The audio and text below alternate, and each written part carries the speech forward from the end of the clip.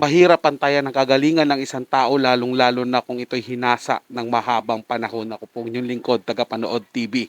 Welcome back po dito sa ating YouTube channel at please welcome sa panibagong araw, panibagong reaction video po ulit tayo at galing po ito sa channel ni Ders TV.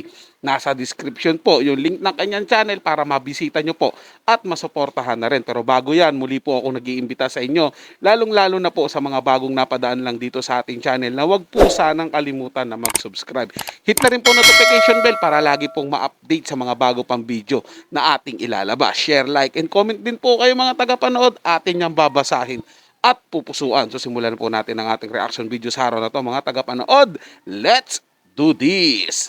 Hello po sa inyong lahat. Magandang araw po. Kamusta na po kayo? Andito na naman ako, ang inyong lingkod na legit Dower Cards na tagahatid na mga legit na kaganapan tungkol sa TBJ. Kaya kung isa kayo sa hindi pa nakasubscribe sa ating channel, nako, i-click nyo na po ang subscribe at bell button dyan sa baba para pag may mga bago akong balita ay mano-notify po kayo agad-agad.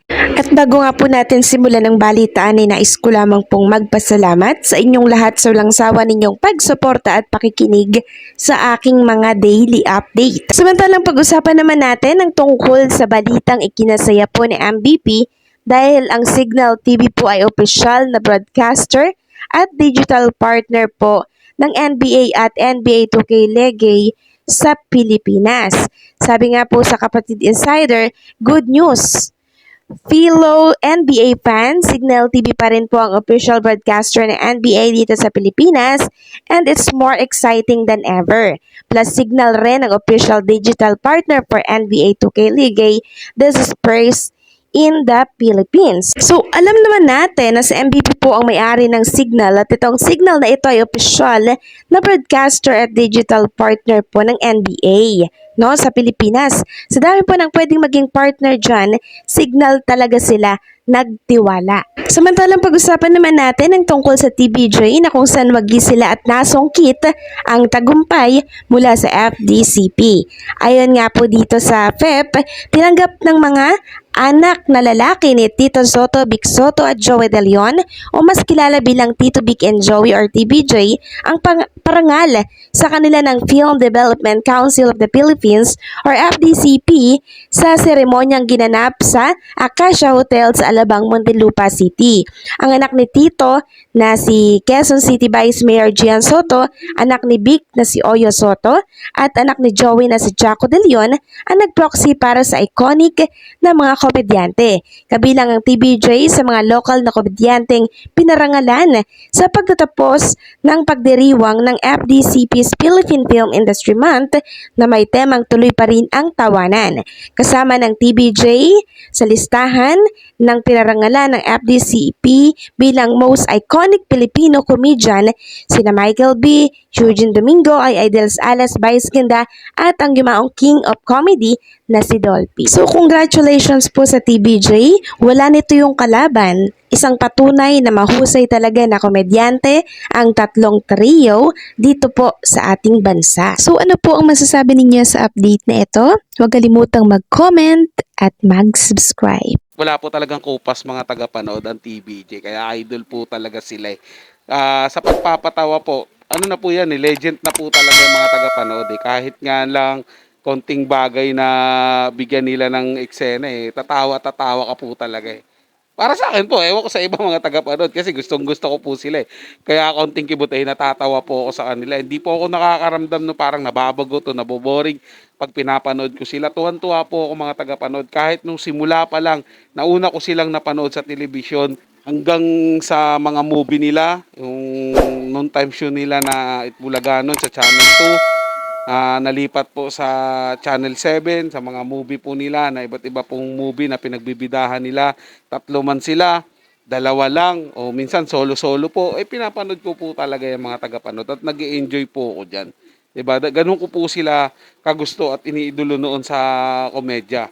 Siyempre, given din po, nandiyan po sila Babalo noon, sila Dolphy, si Red for White, sila Chiquito, Panchito, mga ganun pag napapanood ko. Yung lahat po ng mga komedyante noon, mga tagapanood hanggang sa bagong mga komedyante. Mga gusto ko po yan, mga tagapanood at talagang pinapanood ko yan. Maliban na lang kapag meron talagang issue na hindi maganda po sa ibang mga komedyante at pag napatunayan at pag nakita mo sa personal na medyo iba po talaga ugali nila, eh medyo nagbabago po ang pagtingin ko sa kanila. Pero ang TBG po, nabulol po ako ng mga tagapanood.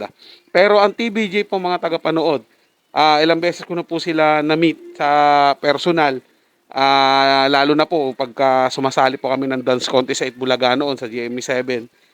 Yung Itbulaga po na may TBJ pa mga tagapanood sa Channel 7 noon.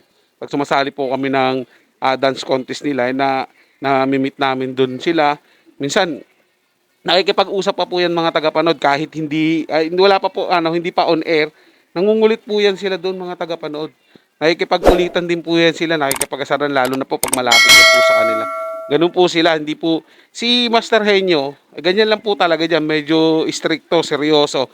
Pero masarap pong kakwentuhan yan mga tagapanood. Kaya nga po pinagpapala yung TBJ mga tagapanood 'Di ba? Dahil mabubuti po silang tao at hindi na rin po ako magugulat pagdating nung araw manalo pong best noon time show ang A18 ng TBJ dahil po sa galing nila at sa husay po nila. At yung iba naman diyan, yung kalaban po nila, yung fake bulaga, ano po nangyari? Meron po bang award?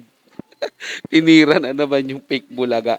Hindi naman po magkakaroon ng award yan mga tagapanood dahil unang-una gaya-gaya nga lang po Yung mga host dyan, maraming issue, kawawa naman po. At speaking of mga tagapanood, mga host nila, at talagang kumakalat po yung balita na magsasalit-salita na lang sila, scheduling na lang po. Hindi natin alam, baka umpisa na po talaga yan mga tagapanood ng hindi na po natin mapapanood ang Itbulaga, magbabaybay na at papalitan na lang siguro. Kasi scheduling na lang po sila mga tagapanood. Wala na po atang pansahod, wala na po atang pambayad sa kanilang mga host. At isang magandang balita po mga tagapanood itong yung Signal TV ay official na magiging broadcaster ng NBA. Magiging partner po sila ni Sir Manny Pangilinan, no? Congratulations po Mr. MVP sa pagpapartner po ninyo ng NBA. Siyempre makakanood po kami ng mga NBA niyan, mga tagapanood. 'Di ba? Sa mga malalayo, kung ayaw naman mag-online at TV lang ang ginagamit, pwede naman po kasi minsan hindi lang po sa Signal mapapanood yung NBA mga tagapanood. Minsan yung TV5, yung One Sport, nagpapalabas din po sila ng NBA doon. Basta partner po sila ni Sir Manny Pangilinan, mapapanood po natin yung NBA. Makikinabang po tayo sa nangyaring partnership po nila. So ang gandang balita po yan mga tagapanood. Biruin mo, may award na yung bagong inakupkup sa kanilang tahanan at sa TV5, meron pa pong NBA. So napakalupit po talaga mga tagapanood. Biyaya po sa kanila dahil sila po'y mabubuting tao. At maganda po yung channel ng TV5 ngayon, umaarangkada po, lumalakas po talaga. At hindi na rin po nakakagulat o makakagulat sa atin kung magiging number 1 po ang TV5 pagdating ng araw. So yun lang po mga tagapanood, na nagustuhan nyo po yung paksang ating tinalakay sa araw na to. Kung kayo bago lang po na napadaan dito sa ating channel, huwag nyo po sanang kalimutan na mag-subscribe. Hit nyo na rin po notification bell para lagi po kayong updated sa mga bago pang video na ating ilalabas. Share, like, and comment din po kayo mga tagapanood, atin yung babasahin at pupusuan. So hanggang sa muli po, ito ang yung Tagapanood TV. Komento at opinion lamang, wala pong personalan. Paalam po at mabuhay po kayong lahat.